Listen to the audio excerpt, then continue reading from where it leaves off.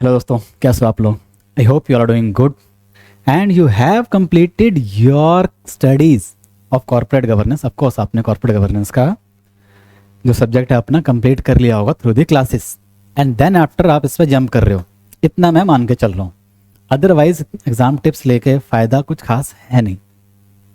ठीक है, तो दोस्तों इस क्लास में ज़्यादा टाइम वेस्ट नहीं करेंगे, हम स्टिक टू द टॉपिक कि भैया क्या क्या चीज़ें आपको एग्ज़ाम टाइम पे या फिर एग्ज़ाम में पेपर में ध्यान में रखनी है। जो आप गलतियां करते हो वो ना करो, जिसकी वजह से अगर आप ये छोटे छोटे चीज़ें छोटे छोटे नुएंसेस ध्यान में रखोगे उसकी वजह से आपके 10 से 15 मार्क्स बढ़ सकते हैं। मैं ये नहीं कह रहा आपको कि नहीं इससे आपको 40 मार्क्स बढ़ जाएंगे, नहीं। छोटी छोटी चीज़ें तो आप ध्यान रखोगे ना, जो गलतियां करते हो वो गलतियां ना करो, तो उससे आपके 10 से 15 मार्क्स उससे ज़्यादा भी बढ़ सकते हैं थोड़े बहुत।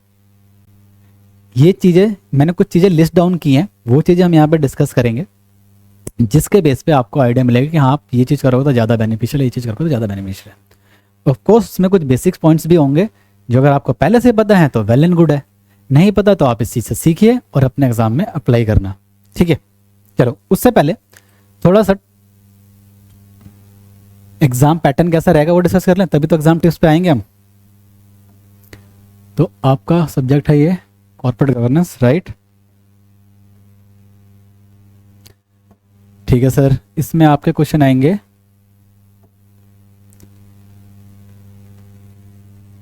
20। Sir 20 question? आपने तो 10 कहा था। सुनते जाओ सब्र करो, जिसमें से आपको करने हैं 10 टू डू। सर ठीक है सर, 10 कैसे आएंगे सर वो भी बता दो। देखो 1 2 3 4 एंड लास्ट 5, तो आपके टोटल 5 क्वेश्चंस आएंगे। ओके सर ठीक है, 5 क्वेश्चंस में हर क्वेश्चन का ए बी, और ये चीज़ दोनों के लिए बोल रहा हूँ मैं, बीकॉम प्रोग्राम और बीकॉम ऑनर्स दोनों के लिए। ठीक है, I hope you understand. Again A B A B A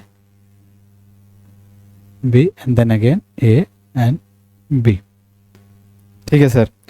sir आपने तो कहा था 20 क्वेश्चन, तो हर एक ए और बी का और होगा, और यानी और में अगेन ए एंड बी, यानी 2 क्वेश्चन होंगे ए और बी, फिर उसके ऑप्शन में 2 क्वेश्चन आएंगे ए एंड बी। आपको उन दोनों में से या तो पहले ए और बी करने या तो दूसरे ए और बी ए और बी करने, सॉरी ए एंड बी करने। यानी या तो स्टार्टिंग के पहले 2 करो या तो स्टार्टिंग के 2 करो, यानी या तो आप ये और से पहले वाले 2 कर लो या और के बाद वाले 2 कर लो। आप ये नहीं कर सकते कि इसका आपने ये वाला कर लिया और इसका आपने ये वाला कर लिया, आप ये नहीं कर सकते, ध्यान में रखना। इसलिए मैंने बताया था कुछ छोटी छोटी चीज़ें डिस्कस करेंगे जो हो सकता है आपको पहले से पता हो। ठीक है, हो सकता है कुछ यार बच्चे ऐसे भी होते हैं जिनको ये चीज़ें भी नहीं पता होती, और इसमें कोई गलत बात नहीं है, उनका उतना एक्सपोजर नहीं है किसी चीज़ में, उनको नहीं पता, तो ये सारी चीज़ें आपको ध्यान में रखनी है। दोबारा बता देता हूँ, या तो आप ऊपर वाले 2 क्वेश्चन करोगे या फिर नीचे वाले 2 क्वेश्चन करोगे। आप एक इसको एक उसको नहीं कर सकते। अगर आपसे आपने गलती से कर दिया तो एग्जामिनर आपका कोई भी काट सकता है क्वेश्चन। ठीक है, चाहे वो ऊपर वाला काट देगा नीचे वाला काट देगा, डजेंट मैटर, हो सकता है दोनों ही काट दे। आपने कुछ गलती करी है, क्या कर लोगे आप? तो आप ध्यान रखना छोटी छोटी चीज़ें। ठीक है सर, इसमें और क्या चीज़ होंगे सर? दोनों क्वेश्चन क्या होंगे? 9 मार्क्स के होंगे। ठीक है, कितना हो गया? 18, तो यानी हर एक क्वेश्चन कितने का हो गया? 18। ठीक है सर, 90 मार्क्स का। ठीक है सर, 10 मार्क्स आ गए, 10 मार्क्स आपके प्रोजेक्ट वगैरह के होते हैं। ठीक है, पेपर आपका 90 मार्क्स का ही आएगा। तो एक तरह से कितने क्वेश्चन आए? 20। ठीक है, 2 2 2 2 ऐसे करके आपके 5 क्वेश्चन में एक क्वेश्चन में 4 आए, तो 4 पंजे 20 हो गया, जिसमें से आपको 10 क्वेश्चन कर रहे हैं। आई होप इतना आप समझ पा रहे हो क्वेश्चन पेपर का पैटर्न। हो सकता है कि सब में ऑप्शन ना आए, ये वाले ऑप्शन सब में ना आए, एक 3 में ही आए, 4 में आए, एक आधे में ना ही आए ऑप्शन, ऐसा हो सकता है। ये भी हो सकता है कि किसी एक क्वेश्चन में आपके इसके अंदर भी 2 पार्ट आ जाएं, ऐसे और ये हो जाए 4.5 नंबर का, ये हो जाए 4.5 नंबर का। ऐसा बहुत कम होता है, मतलब अभी तो एक ही बार ये पेपर आया है 2025 में, ऐसा कम होता है, बट ये हो सकता है। ठीक है, ठीक है सर। अब इसमें एक चीज़ और देखिए, चलो हम नेक्स्ट टॉपिक पे डिस्कस करते हैं, उस चीज़ को आगे डिस्कस कर लेंगे जो मेरे दिमाग में आ रहा था। नाउ ये आपको पेपर का पैटर्न पता चल गया, आगे देखते हैं दोस्तों। सबसे पहली बात, सबसे पहला पॉइंट, सबसे पहला पॉइंट, सबसे पहला पॉइंट, सबसे पहला पॉइंट,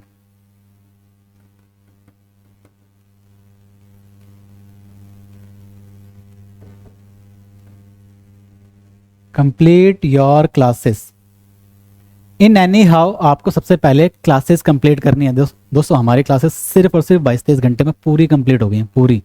ये सारी वीडियो मिला दोगे तो एक आधा घंटा मिला दोगे तो सब कुछ कंप्लीट हो जाएगा अपना 22-23 घंटे में। तो इतने कम समय में कोई और सब्जेक्ट आपका कंप्लीट नहीं हो रहा, और अगर ये हो रहा है तो इसका फ़ायदा उठाओ ना। क्या प्रॉब्लम है आपको? कंप्लीट योर क्लासेस फर्स्ट, और वो भी रिवीजन के साथ। हर क्लास के एंड में हमने पूरा का पूरा अगले से 10 मिनट में कंप्लीट कर रखा है। यानी अगर आपको रिवीजन भी करनी है, आप एग्जाम टाइम पे वो लास्ट के 5-10 मिनट उठा के भी देखते चले जाओगे ना, आपका पूरा का पूरा सब्जेक्ट रिवाइज हो जाएगा। समझ रहे हो? आपका पूरा का पूरा सब्जेक्ट रिवाइज हो जाएगा। लास्ट के 5-5, 10-10 मिनट भी देख लोगे आप। एग्जाम के दिन आप उठे, आपके 2 या 3 दिन होंगे पेपर में, आप एक दिन उठे, आपने सीधा क्या करा, क्लासेस उठाई, लास्ट के 5 मिनट गए, सर ने सारा रिवाइज करा दिया, वो कराया, अपनी बुक खोली या बुक जो भी आप साथ में रख रहे हो, अगर याद नहीं है कहीं पे आप मार्किंग कर रहे हैं, वहाँ पे कुछ आपको कुछ पॉइंटर्स अपने खुद के मार्क करने, आपने मार्क किया, that's it, your revision has been completed. इतना ईजी हो सकता है अगर आप करोगे तो। ठीक है दोस्तों, the point is classes complete करो सबसे पहले। सेकंड पॉइंट है बुक्स। बच्चों का बहुत, अभी मैं आपको एक चीज़ बताता हूँ। देखो बुक्स को क्या करना है, हमारे एग्जाम नोट्स तो है ही, class notes plus 10 year.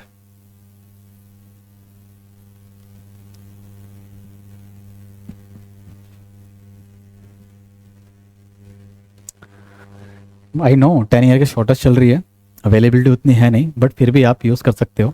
10 year ज़रूर यूज़ करना। सर आपने तो सारे टॉपिक करा दिए, 10 ईयर यूज़ करके क्या फ़ायदा? बहुत सारे टीचर तो ऐसा बोलते हैं कि 10 ईयर यूज़ नहीं करना चाहिए या मत करो, सारे टॉपिक तो हमने कवर कर लिया, सबको कर लो। नहीं दोस्तों, 10 ईयर आपको ज़रूर यूज़ करना है, ज़रूर यूज़ करना है। हालांकि अभी जो पेपर आए हैं वो तो बहुत ही स्ट्रेट फॉरवर्ड आए थे, क्वेश्चन साफ साफ पता चल रहा था। लेकिन जब आप 10 ईयर से देखोगे ना, प्रैक्टिस करोगे, तो पहले जो क्वेश्चन आए हुए हैं, ठीक है, ये जब मैं इंपॉर्टेंट क्वेश्चन की जो आपकी वीडियो होगी ना, उसमें आपको मिलेगा, वो भी आपको कुछ टाइम में मिल ही जाएगी। उसमें डिस्कशन मैं करूँगा कि 10 ईयर में थोड़ा सा डिस्कशन करूँगा, क्योंकि अभी पेपर में आया नहीं है वो। पहले पेपरों में जब ऑडिट एंड कॉर्पोरेट गवर्नेंस होता था, वहाँ पे कभी कभी क्वेश्चन ऐसा आता था कि आपको पता ही नहीं चलता था कि इसका आंसर कौन सा है, मतलब ये कौन सा टॉपिक से रिलेट करता है। जैसे जो आपने पढ़ा होगा ना, जो हमने सारे scams in India, scams in outside India पढ़े थे, फ्रॉड्स वगैरह जो कंपनियों ने किए हैं, उसमें पहले कभी डायरेक्ट क्वेश्चन नहीं आता था। अभी हो सकता है, अभी भी हो सकता है, क्योंकि अभी 1-2 साल निकल गए हैं। अब हो सकता है कि डायरेक्ट क्वेश्चन आना स्टार्ट हो जाए, सॉरी, अब टिपिकल क्वेश्चन आना स्टार्ट हो जाए, कि वो पूछ लेगा कि ऐसी कौन सी कंपनी ने फ्रॉड किया था जो कहीं ना कहीं लीकर बिजनेस यानी दारू के बिजनेस में इन्वॉल्व थी। तो आप सोचो क्या सोचोगे, तो क्वेश्चन में लिखा होगा उसके बारे में एक्सप्लेन करें और उसमें क्या क्या कमी थी वो एक्सप्लेन करें। तो आपको क्या ध्यान आएगा, यार दारू की कंपनी कौन सी थी? किंगफिशर। तो उस क्वेश्चन का मतलब क्या हुआ, किंगफिशर को एक्सप्लेन करने की बात कर रहे हैं। ठीक है, तो ये प्रैक्टिस कहाँ से होती है आपकी? 10 ईयर से। ठीक है सर, अगर आप नोट्स, कई लोग नोट्स से कंफर्टेबल नहीं है तो कोई दिक्कत नहीं दोस्तों, आप कोई भी बुक्स ले सकते हो आउटसाइड की। जैसे मैंने आपको टैक्समैन की बुक बोला था, आप वो रेफर कर सकते हो, कोई दिक्कत नहीं है, कोई प्रॉब्लम नहीं, आप कर सकते हो। ठीक है, तो आपको ये चीज़ लेके चलनी ही चलनी है कंपल्सरली। मैंने कई बार बोला, आज भी बोल रहा हूँ, इसमें कोई मैंने नई चीज़ नहीं बोली। इट जस्ट कि हम सारी चीज़ें कंपाइल करके एक ही जगह डिस्कस कर रहे हैं। ठीक है सर, अगला पॉइंट दोस्तों, what I have noted down. देखो एक पॉइंट है जो मेरे दिमाग में रहता है हमेशा, बच्चों को एक्सप्लेन करने में, समझाने में मुझे थोड़ा सा अजीब भी लगता है। देखो, क्लास लेना, रिवाइज करना, एग्जाम में लिखना और रिजल्ट आना, ये चारों अलग चीज़ें हैं। मुझे पता है बहुत बच्चे बोलोगे क्या बात कर रहे हो सर, क्लास लेने के बाद बंदा रिवाइज करता है, रिवाइज के बाद वो एग्जाम में लिखता है, ठीक है, लिखता है, उसके बेस पे उसके मार्क्स आते हैं। बिल्कुल, लेकिन ये सारे एक अलग अलग स्टेप्स हैं, अगर आपने वो सारे अपने अपने टाइम पे नहीं किए तो इनका कोई मतलब नहीं बनता। और ये मैं क्यों बता रहा हूँ समझो। आपने एक चीज़ सुनी क्या होगी, आप लोग अपने फ्रेंड सर्कल में डिस्कस करते होगे सर, हालांकि एक चीज़ मैंने क्लास में डिस्कस की है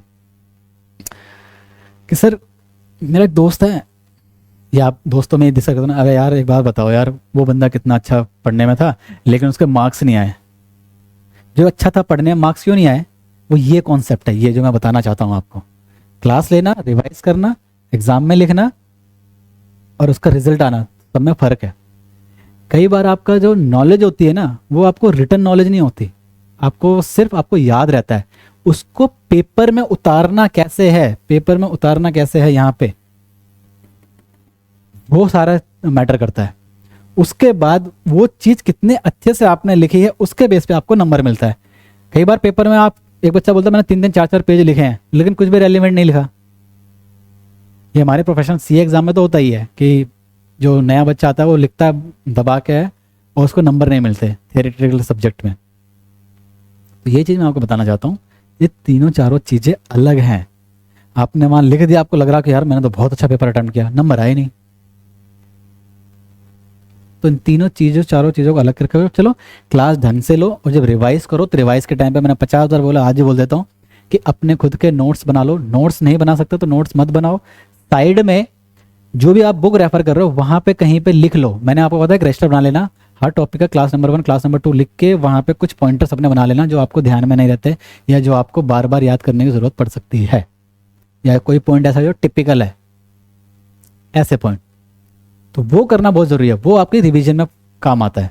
और आपने पेपर में लिखा कैसे है, लिखा कैसे, प्रेजेंट कैसे किया है, वो पेपर वो आपको एट द एंड जो चेकर होगा चेक करके आपका रिजल्ट देगा। ठीक है, तो ये मत समझना क्लासेस ले ली तो भाई अपने तो क्लासेस ले ली ना, हमने पैसा खर्च कर दिया, क्लासेस ले ली भाई अब तो अपने मार्क्स आ जाएंगे भाई 70-80%, कोई दिक्कत नहीं है, ऐसा नहीं होता। ये सारी चीज़ें आपको अपने अपने लेवल पे कंप्लीट करनी पड़ेंगी। क्लास अच्छे से लिया तो रिवाइज भी अच्छे से करना पड़ेगा, रिवाइज अच्छे से किया तो साथ साथ ये भी ध्यान रखना पड़ेगा लिखना कैसे है पेपर में, रिवीजन के टाइम में ध्यान रखना पड़ेगा ये, और फिर पेपर में उसी हिसाब से लिख के आना पड़ेगा।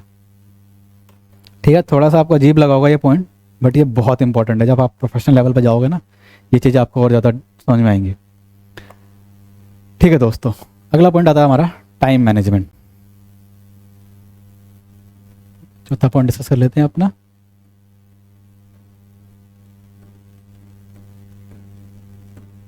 कुछ बच्चे हो सकता है बोर हो रहे हो। टाइम मैनेजमेंट, जैसे कि मैंने पहले बताया आपको कि आपको टोटल करने हैं 10 क्वेश्चन, ठीक है। आपके पास टाइम कितना होता है, 3 घंटे 180 मिनट डिवाइड बाय 10 कितना आया, 18 मिनट, राइट। यानी आपको एक क्वेश्चन 18 मिनट में करना है, खत्म। अब बच्चे क्या करते हैं, यानी आप लोग क्या करते हो, मोस्टली बच्चे इस लेवल पे क्या करते हैं, एक सेकंड देना बस।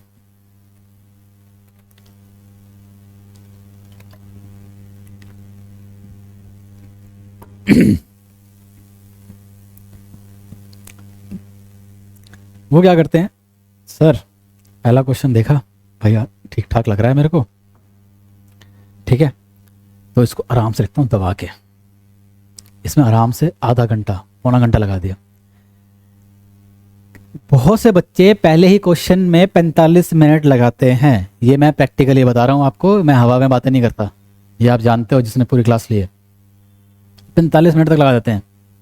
2 क्वेश्चन में कई बच्चे 1.5 घंटा 2 घंटे भी लगा सकते हैं। 3 क्वेश्चन में 2 घंटे लग जाते हैं लोगों को। ये नहीं करना। जैसे आप पेपर आता है उसके बाद आप पढ़ते हो, पढ़ने के बाद जैसे वो थोड़ा सा डिस्कस करेंगे वो भी कि कैसे पढ़ते हो आप, नेक्स्ट पॉइंट में डिस्कस कर लेंगे। आपने पेपर जब स्टार्ट किया, क्योंकि 10-15 मिनट तो आपके पेपर पढ़ने में लग जाएंगे, उस 18 मिनट भी एग्जैक्ट होते नहीं है, आप इसको 14-15 मिनट मान के चलो, 15 मिनट मान के चलो बस, क्योंकि आप पहले पढ़ते भी तो, ठीक है। तो आप क्या सोचते हो कि नहीं पहला क्वेश्चन आता है, जो आता है ना क्वेश्चन वो कर रहा हूँ और बहुत रिलैक्स माइंड होता है स्टार्टिंग में कि हाँ यार टाइम है 3 घंटे है, कर देंगे और करते करते करते करते टाइम टाइम फिश 1 घंटे पहले पता चलता है कि आपने तो 3 क्वेश्चन 2 घंटे बाद पता चलता है कि आपने तो सिर्फ 3 या 4 क्वेश्चन करे हैं, अभी 6 क्वेश्चन करना बाकी है और टाइम कितना बचा है 1 घंटा। ऐसा बहुत बच्चों के साथ होता है, ये आप भी जानते हो। अगर आप नहीं करते तो आपके दोस्त वगैरह तो पक्का करते होंगे। अगर ये नहीं करते तो इतना तो करते ही हो ना कि आपने 2.5 घंटे में 6 क्वेश्चन किए या 7 क्वेश्चन किए, अभी भी आपके 3 क्वेश्चन बच गए हैं। 10 क्वेश्चन करें ना, अभी भी 3 क्वेश्चन बच गए हैं। 3 क्वेश्चन आधे घंटे में निपटाना है। फिर आप क्या करते हो, आधे घंटे में एक एक 1.5 पेज लिख देते हो। एक पेज लिख दोगे या फिर आधा पेज लिख के सोचोगे हाँ मैंने पेपर कंप्लीट कर दिया, तो मेरे तो मार्क्स दे देगा यार, कुछ तो मार्क्स देगा ना यार, पेपर कंप्लीट किया है मैंने तो। ऐसा नहीं होता। आपको स्टार्टिंग में ही बेस्ड ऑन द क्वेश्चन अपने दिमाग में एक लेंथ सेट करनी है कि इतने इतने पॉइंटर होंगे और इतना इतना मुझे लिखना है, ठीक है। वो सेट करके ही आपको टाइम से उस क्वेश्चन को कंप्लीट करना पड़ेगा। ये हो सकता है प्रैक्टिकली, देखो ह्यूमन नेचर है, स्टार्टिंग में कहीं ना कहीं एक सेंस ऐसी होती है कि नहीं यार स्टार्टिंग में हम थोड़ा सा और अच्छा लिखते हैं। स्टार्टिंग में आप कर सकते हो भाई, पहले दो क्वेश्चन में कि आपने भी 18 मिनट की जगह 20 मिनट दे दिए, 22 मिनट दे दिए स्टार्टिंग क्वेश्चन में, क्योंकि आप अच्छे से लिखते हो, विच इज़ वेरी गुड। मैं इस चीज़ को डिनाई नहीं कर रहा कभी, ये चीज़ हो सकती है, ये चीज़ हो सकती है। लेकिन आप सोचते हो कि नहीं मैं 45 मिनट लगा देता हूँ पहले क्वेश्चन में, ये गलत है, ये नहीं होना चाहिए, ठीक है। चलिए, तो आपको टाइम मैनेज करके चलना है, पेपर पढ़ के देख के। अब कुछ बच्चों को क्वेश्चन आता है सर इतना कितना मैनेज हो पाता है, एक एक घड़ी थोड़ी देखते हैं हम, टाइम से कर थोड़ी सकते हैं। नहीं, आप बिल्कुल कर सकते हो। आप घड़ी जरूर लेके जाना, घड़ी देखते रहो, और हाँ एक लेंथ अपनी स्पीड बना के रखो स्टार्टिंग से कि हाँ मुझे आता है तब भी मैं स्पीड बना के चलूंगा। ये नहीं मैं आराम से स्लोली लिख रहा हूँ, ऐसे हो रहा हूँ, वैसे टेढ़ा करके लिख रहा हूँ, ये मत करना। स्टार्टिंग से ही फोकस ऑन योर पेपर, बैठो, लिख, क्वेश्चन आता है स्टार्ट कर दो लिखना, स्पीड मेंटेन करो। स्पीड जैसे बाइक की स्पीड होती है ना, मिनिमम स्पीड 40 बोलते हैं सरकार, 40 की स्पीड, तो आपको 40 की स्पीड भी नहीं रखनी, 80 की स्पीड भी नहीं रखनी, दोनों नहीं रखनी, आपको इनके बीच की 60 की स्पीड रखनी है, ठीक है। एग्जाम्पल ले रहा हूँ, इसको समझ मत लेना कि 60 की स्पीड से लिख रहे हो, समझाने के लिए। आई होप ये क्लियर है आपको, ठीक है। अगला पॉइंट जो बच्चों का दिक्कत करता है, इसी पॉइंट से रिलेटेड अगला पॉइंट,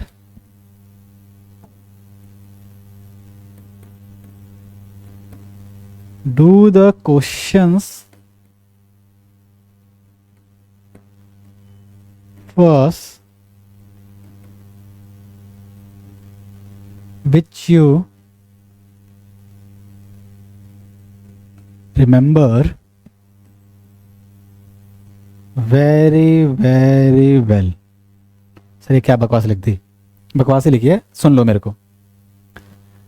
दुनिया इधर की इधर हो जाए, इधर की उधर हो जाए, आपको जो क्वेश्चंस पहले आता है आपको वही करना है, दैट्स इट। इससे ना आगे का सोचना ना बात का सोचना है। क्यों? क्योंकि आपके लेवल पे बच्चे क्या करते हैं, हालांकि अब तो आप 6 सेमेस्टर में हो, बट फिर भी कुछ ऐसे बच्चे होंगे जिनके दिमाग में चीज़ होती होगी, क्योंकि मेरे टाइम पे भी थी मेरे दिमाग में काफ़ी टाइम तक, तो ये चीज़ मैं डिस्कस कर रहा हूँ कि भाई पहले पहला क्वेश्चन करेंगे, हाँ पहले का पहला पार्ट कर दे, दूसरा पार्ट भी कर दे, कोई दिक्कत नहीं है, चाहे वो कम आता है, हाँ नहीं, फिर उसके बाद दूसरा क्वेश्चन करेंगे, फिर तीसरा क्वेश्चन करेंगे, फिर चौथा करेंगे, फिर 5वां करेंगे। ये चीज़ मत करना, ये बेवकूफ़ी, ये सरासर बेवकूफ़ी है। इससे आपको एक भी मार्क्स, आपका वो चेकर है वो नहीं देने वाला, एक भी एक्स्ट्रा मार्क नहीं देने वाला। तो ये गलती मत करना। जो आता है आपको, जितना ज़्यादा अच्छे से आता है उतना पहले आप करोगे। 2 रीज़न है और दोनों बहुत बड़े रीज़न है। पहला, जो ज़्यादा अच्छे से आता है आपके दिमाग में वो अभी घूम रहा है, क्योंकि आपको पता है कि मुझे बहुत अच्छे से आता है, वो घूम रहा है अभी, फ्रेश है, तो उसको आप अच्छे से लिखोगे। पहला पॉइंट तो होगा, बहुत बेसिक पॉइंट। दूसरा, मान लो आपको 5वां क्वेश्चन आता है अच्छे से, आपने कहा नहीं मैं लास्ट में करूँगा, 1 2 3 4 5, तो 5वें पे आपके पास बचता है टाइम कम, ठीक है, क्योंकि आप स्टार्टिंग स्पीड बढ़ाते नहीं हो। 5वें में बचा आपके पास टाइम कम, और टाइम कम बचा, जो क्वेश्चन आप बहुत अच्छे से लिख पाते हो फिर उसको आपको रगड़ रगड़ के एक पेज में, आधे पेज में खत्म करना पड़ता है, क्योंकि आपको पता है कि अभी पेपर छीनने वाला बंदा आ जाएगा, ठीक है। बहुत बेसिक बात है, लेकिन फिर भी लोग ये गलती करते हैं, तो ये गलती नहीं करनी। इसका सलूशन क्या है? सॉल्यूशन मैंने नेक्स्ट पॉइंट में डिस्कस किया है।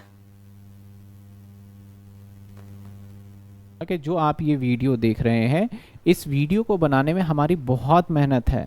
क्लास को रिकॉर्ड करने से लेके एडिटिंग तक, नोट्स को बनाने तक काफ़ी मेहनत है। तो प्लीज़ आप इस चैनल को सब्सक्राइब जरूर करिए और अपने दोस्तों को भी शेयर करिए कि इस चैनल पे आपको बीकॉम की सारे कंटेंट्स अवेलेबल होते हैं। ठीक है, इसका सोल्यूशन क्या है इसी में डिस्कस करते हैं। आप क्या कर सकते हो, आपके हाथ में पेपर आया, यू स्टार्ट रीडिंग इट। उसके बाद आप क्या करते हो, अच्छा ये मुझे बहुत अच्छे से आता है, आपको क्या करना है, आपको कुछ भी अपने दिमाग में 2-3 सिंबल ले लेना है, या तो जो आपको अच्छे से आता है उसको डबल मार्क करके छोड़ दो। ठीक है, फिर आप और पढ़ रहे हो और पढ़ रहे हो, अच्छा यार थोड़ा कम आता है तो उस पर सिंगल स्टार कर दिया। ये और यार ये तो बिल्कुल नहीं आता, बहुत ही ना के बराबर आता, तो उसको गोला मार्क कर दिया।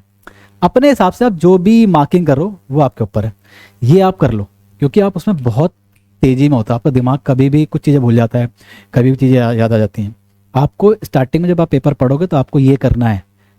ठीक है, अगर कोई बच्चा कहेंगे सर पेपर को लिखने नहीं आता था, तो आप पेंसिल ले जाओ, पेंसिल से स्टार्टिंग में मार्किंग कर लो, या कुछ भी साइड में पेन से मार्क कर लो। क्यों, जब आपने पूरा पेपर पढ़ा, अब उसमें आपने 20 क्वेश्चन पढ़ लिया, क्योंकि पेपर में तो 20 क्वेश्चन आए हैं, आपने पढ़ लिए 20 क्वेश्चन, अब आप वापस आते हो, देखते हो अच्छा कौन सा आता तो कौन सा आता, फिर आप भूल जाते हो।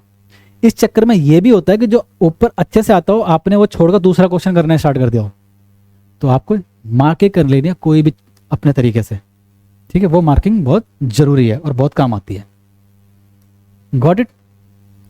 इससे क्या होता है, जैसे पेपर खत्म करा, वापस पेपर उठाया, मतलब रीडिंग खत्म करी, वापस पेपर उठाया, अच्छा स्टार मार्क वाले, सारे स्टार मार्क वाले पहले निपटा दिए।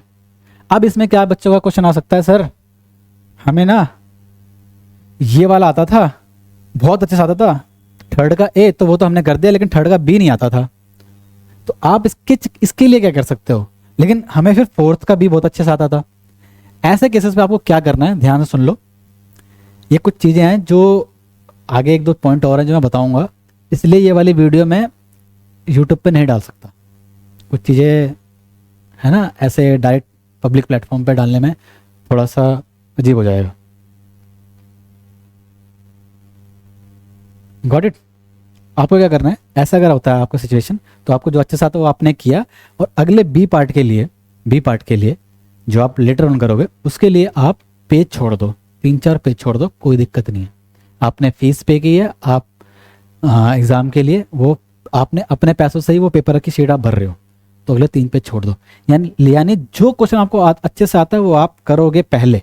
That's it, this can be the best practice. ठीक है, चलिए आगे। और क्या हो सकता है, और क्या दिक्कतें आती है आपको। एक और चीज़ होती है जो बच्चे गलतियां करते हैं, पता नहीं क्यों करते हैं।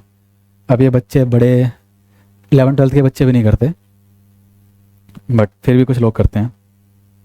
नो प्रॉब्लम, डिस्कस कर लेते हैं। देखो दोस्तों,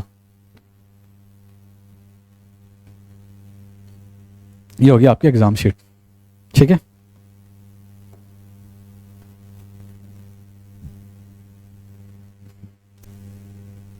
ऐसा कुछ आती है।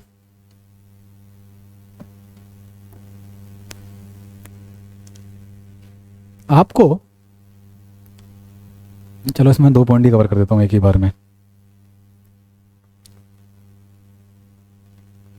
पहली बात, आपको इन एनी हाउ क्वेश्चन कहाँ लिखना है, यहाँ पे, यहाँ नहीं लिखना। क्वेश्चन नंबर 1 का ए ऐसे नहीं करना, ध्यान दे लो। आई नो बहुत सारे बच्चे अब इस ज़माने में नहीं करते, आप तो क्योंकि देखो आप इस 6th सेमेस्टर में हो, उम्मीद करता हूँ आप ये सारे बेसिक गलतियाँ नहीं करते होगे, बट फिर भी अगर कोई एक आधा बच्चा भी करता है तो भी आई वांट कि वो ना करे। आपको क्या करना है, यहाँ लिखना है क्वेश्चन नंबर 1, जैसे मान लो आप पहले का ए कर रहे हो,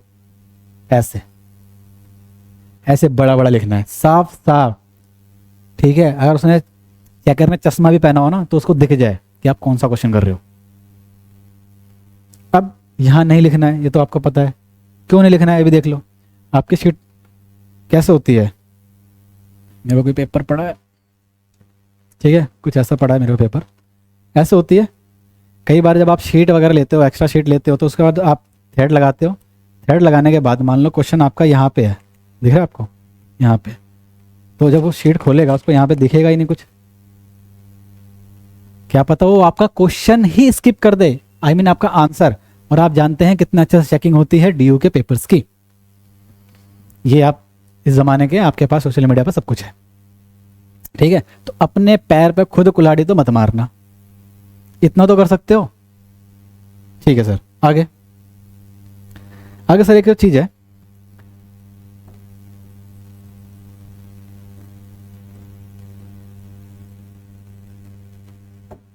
एक चीज और दोस्त, कुछ बच्चे क्या करते हैं, आप क्या कर सकते हो,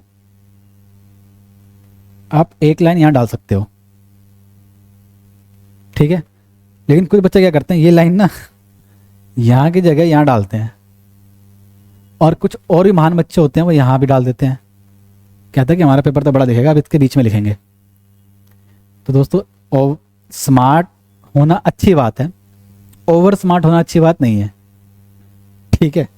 तो आप ये कर सकते हैं, सॉरी इतना भी नहीं, एक बेसिक आप ये लाइन डाल सकते हैं, ठीक है। इससे होगा क्या, आपको थोड़ा आपका स्पेस भी कम हो जाएगा, प्लस जो आप बुलेट्स पॉइंट्स लिखोगे, जैसे एक के क्वेश्चन का आपने पहले कुछ एक्सप्लेन किया, कॉर्पोरेट गवर्नेंस की डेफिनेशन एक्सप्लेन कर दी, फिर उसमें से कुछ इंपॉर्टेंस लिखना है तो इंपॉर्टेंस आपने लिख दिया इंपॉर्टेंस, फिर यहाँ पे उसका इंपॉर्टेंस ए फिर एक्सप्लेन कर दिया, फिर बी एक्सप्लेन कर दिया। आप ये कर सकते हो, या फिर ये ए और बी आप यहाँ भी लिख सकते हो, अगर आपको डर है कि ये वाला क्वेश्चन में छूट जाएगा तो आप यहाँ से भी लिख सकते हो। इट जस्ट कि आप एक ही लाइन खींचो। सर क्या बच्चों वाली बातें बता रहे हो आप, बेटा क्या करें यार, बच्चे ही हैं ना हम लोग, ठीक है दोस्तों। ये चीज समझ में आ गई, चलो सर आगे समझ। अब इसी में एक चीज और देखो,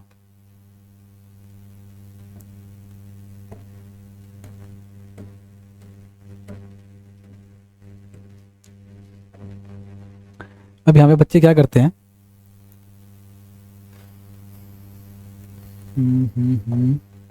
कुछ बच्चे क्या करेंगे,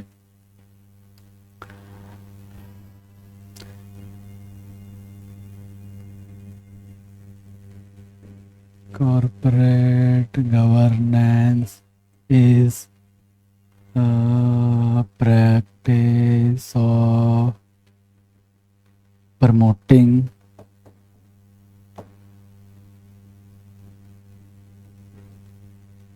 ऐसे लिखते हैं, ठीक है, समझ गए ना मैं क्या कहना चाहता हूं। और कुछ बच्चे क्या करते हैं, ऐसे लिखते हैं,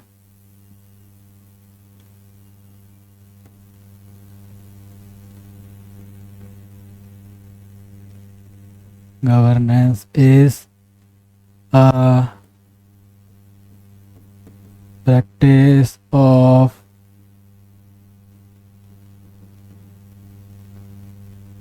बताओ कौन सा सही है, ये सही है कि ये सही है, विच वन इज करेक्ट, समझ गए होंगे बच्चे, बोथ आर इनकरेक्ट।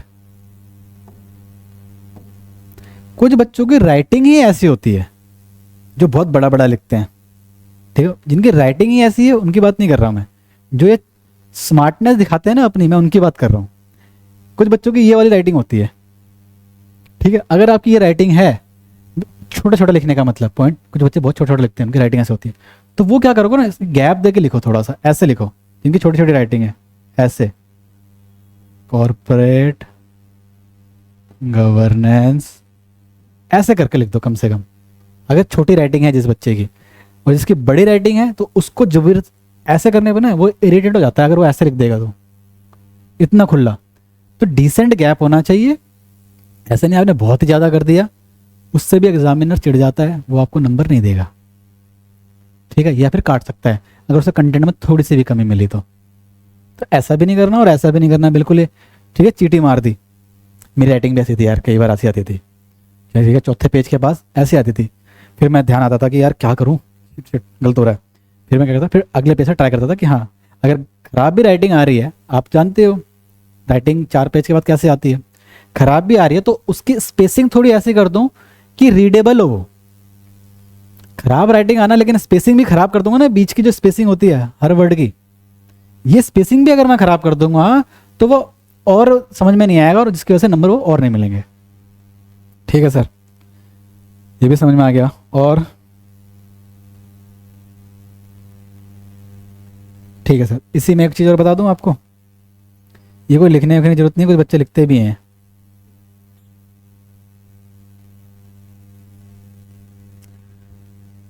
अब मान लो प्रिंसिपल आ गया कॉर्पोरेट गवर्नेंस के, आपको लिखना है, जैसे मान लो फेयरनेस लिखना है, तो आपने ऐसे लिख दिया जो आपको अच्छे से आता है। अगर अच्छे से आता है, जैसे मान लो एक प्रिंसिपल है ना, फेयरनेस है, ट्रांसपेरेंसी, फेयरनेस आपने ऐसे लिखा, इसको कर दिया अंडरलाइन। अगर आपको बुलेट पॉइंट याद हैं, उस बुलेट्स पॉइंट के, यानी किसी भी टॉपिक के हेडिंग्स याद हैं, उसके बाद एक्सप्लेन करना है, तो आप क्या कर सकते हो, अपना कंटेंट थोड़ा सा अच्छा दिखाने के लिए, जो अच्छा दिखे, ठीक है, प्रेजेंटेबल ज़्यादा लगे, तो आप ऐसे फेयरनेस लिख दो, यानी उसकी हेडिंग लिख दो, और यहाँ से स्टार्ट करो कि corporate governance leads to provide fairness, ऐसे करके, ठीक है। यानी ये आपकी एक लाइन बच गई, और आपने यहाँ से स्टार्ट करा, यहाँ से नहीं, यहाँ से स्टार्ट करा। ये आप कर सकते हो, ठीक है। अब इससे से रिलेटेड एक और पॉइंट जो मेरे दिमाग में आता है हमेशा, मान लीजिए आपने कॉर्पोरेट गवर्नेंस के फीचर्स, एडवांटेजेस, डिसएडवांटेजेस करे हैं, किसी टॉपिक के भी, आपको फीचर्स याद हैं और क्वेश्चन पेपर में एडवांटेजेस आ गया, ठीक है, आपको फीचर्स अच्छे से याद हैं, लेकिन क्वेश्चन पेपर में क्या आ गया, एडवांटेजेस। अब आप कहोगे यार मुझे फीचर्स तो याद है, तो इसमें आपको क्या करना है, ध्यान रखना, इसमें आपको एडवांटेजेस बिल्कुल नहीं आते, तो आप फीचर्स को एडवांटेज बना के अपने एंगल से लिख सकते हो। लेकिन अगर फीचर्स को, सॉरी, फीचर्स यानी प्रिंसिपल एक ही मान के चल रहा हूं मैं, मान लो क्वेश्चन पेपर में प्रिंसिपल आपको याद है और आपको लिखने थे एडवांटेजेस, पेपर में एडवांटेजेस लिखने को आ गया, क्या लिख दिया मैंने, समझ जाओ आप, एडवांटेजेस। आप क्या करोगे, आप ये हेडिंग मत लिखो, फिर क्या करो, आप ये हेडिंग मत लिखो, आप इस फेयरनेस को ही, इसकी एडवांटेजेस अपने दिमाग से बना के सीधा का सीधा सेंटेंस स्टार्ट कर दो। ये वाली चीज ना यहां से स्टार्ट कर दो, सीधा का सीधा। ये छोटी मोटी चीजें जिसकी वजह से ये वीडियो मैं यूट्यूब पे नहीं डाल पाता, ये टेक्निकल बातें। हालांकि आपको पूरी छूट है, आप अपने दोस्तों को गाइड करो, प्लीज करो उनको, छोटी छोटी चीजें जो होती है ना, जिसकी वजह से मैंने कई बार देखा भी है कि बच्चा बहुत इंटेलिजेंट होता है लेकिन उसको नंबर नहीं आते, वो ये है भाई, ये छोटे छोटे पॉइंटर्स हैं जिसकी वजह से नंबर नहीं आते हैं आपके। अब ठीक है, तो ऐसा करोगे तो उसको एक मिथ क्रिएट होगा एग्जामिनर के दिमाग में कि ठीक है यार, इसको हेडिंग तो नहीं याद है, एडवांटेजेस की हेडिंग तो नहीं आता है, लेकिन इसने एडवांटेजेस पूरा पूरा लिखा है, और वो जो कंटेंट है वो कॉर्पोरेट गवर्नेंस की डेफिनेशन से ही रिलेटेड है, तो आपके नंबर मिलने के चांसेस थोड़े बढ़ जाते हैं। ठीक है, मैं ये नहीं बोल रहा कि आप गलत लिख के आओ, मैं ये वो तब बोल रहा हूँ जब आप किसी टॉपिक में फंस जाओ, आपको उस टॉपिक का डेफिनेशन तो पता है लेकिन उसका बाकी जो कंटेंट पूछा है वो नहीं पता आपको। समझ गए मेरी बात? तब आपको ये चीज करनी है। ठीक है सर, फालतू में नहीं कि टॉपिक है क्लास एक्शन शूट का पूछ लिया क्वेश्चन, और आपने उस और क्लास एक्शन शूट के डिसएडवांटेजेस पूछ लिए हैं और आपने उसमें क्या लपेट दिया, कॉर्पोरेट गवर्नेंस के डिसएडवांटेजेस या फिर इनसाइडर ट्रेडिंग के डिसएडवांटेजेस, ऐसा कुछ लिख दिया आपने। ये मत कर देना भाई, उसी टॉपिक से रिलेटेड आपको कुछ और उसके सब टॉपिक्स याद हैं तो वो आप मिला जुला के लिख सकते हो, स्टिल फीजिबल। हालांकि ये चीज़ मैं पब्लिकली नहीं बोल सकता, ये आपसे अभी इंटरेक्ट कर रहा हूँ ओनली इन द एप्लीकेशन, तो मैं आपको बता रहा हूँ। पीछे ध्यान रखना और गलत सेंस से मत लेना कि सर ने तो बोला था कि हाँ अगर याद ना हो ना तो कुछ और लिख देना, उसमें कुछ और लिख देने को नहीं बोला मैंने, ध्यान रख लेना। तीसरी बार बोल रहा हूँ मैं ये, उसी टॉपिक का कोई और अगर आपको सब टॉपिक्स याद हैं तो उसको आप जो चीज़ पूछी गई है उसके रिस्पेक्ट में अपनी लैंग्वेज में थोड़ा सा एलैबोरेट कर दो, लिख दो। ठीक है सर, और क्या होता है दोस्तों? ठीक है दोस्तों, तो यही चीज़ें थी मोटी मोटी जो आपसे डिस्कस करनी थी, ये चीज़ें आप ध्यान में रखिए प्लीज़। और ये छोटी मोटी चीज़ें आप ध्यान में रखोगे पेपर में लिखते टाइम, पेपर को पढ़ते टाइम, क्वेश्चन जो आपको आते हैं उसको निशान लगाते टाइम, इससे आपके मार्क्स में कहीं ना कहीं वृद्धि जरूर होगी भाई। ठीक है, एक चीज़ और तो मेरे दिमाग में आती है, बच्चों को मैं बोलता हूँ, बहुत बच्चे क्या सोचते हैं कि यार सुबह ना खाली पेट चले जाएं। बहुत बच्चे क्या सोचते हैं सुबह दबा के खा के चले जाएं। खाली पेट वाला तो फिर भी ठीक है, जो दबा के खाने वाले लोग हैं ना, ये मत करना। एक डिसेंटली एवरेज अपना नाश्ता वास्ता करके जाना, ठीक है। कोई फालतू का खाने की ज़रूरत नहीं है, ठीक है, कहीं आपको कुछ और प्रॉब्लम हो जाए। आप बोलोगे सर क्या समझा रहे हो, आप क्या बता रहे हो। बिल्कुल भाई, मैंने देखा है, ये चीज़ देखी है। लोग बार बार भाग के जाते हैं कई बार, ठीक है, कई बार उनको वॉशरूम बार बार जाना होता है, कई बार उनको ऐसा लगता है भूख लग रही है, यार भूख लग गई, भूख लग गई। जो जो खा के बिल्कुल नहीं आते उनके लिए कि यार तो भूख लग रही है। ऑल्दो जिसका, मेरे साथ ऐसा कभी नहीं हुआ क्योंकि मेरा दिमाग तो पेपर में होता था और मैं बहुत कम खा के जाता था। बट द फैक्ट इज मैं एक एवरेज बच्चे के साथ सोच रहा हूँ। ऐसा भी नहीं करना कि बहुत ज़्यादा खा लेना, और ऐसा ही नहीं करना बहुत हैवी मील लेके जाओ, मतलब बहुत हैवी मील लेके जाओ या फिर बिल्कुल ही खा के मत जाओ, ऐसा मत करना। एक डिसेंट फुलफिलिंग सा नाश्ता हो, उसके बाद आप पेपर देने जाओ। ठीक है दोस्तों, तो इतना था आपको समझाने के लिए। एग्ज़ाम में ये छोटी छोटी चीज़ें आप ध्यान रखेंगे, उससे पहले सारा रिवाइज करके जाएंगे तो आपको कहीं ना कहीं हेल्प ये करेगा।